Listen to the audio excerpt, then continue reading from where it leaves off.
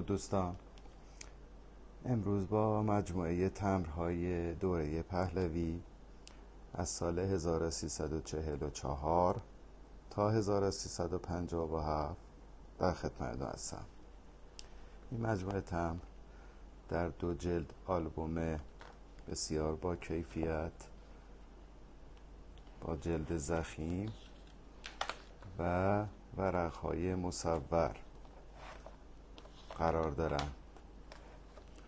ملاحظه بفرمایید، ورقهای مصور که زیر هر کدوم از همین تمبرها نقش تمبر به صورت سیاه و سفید وجود داره.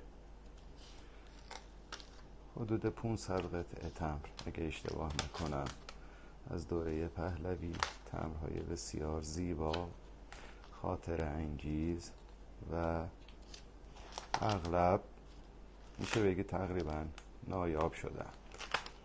همه با کیفیت بانکی بسیار زیبا.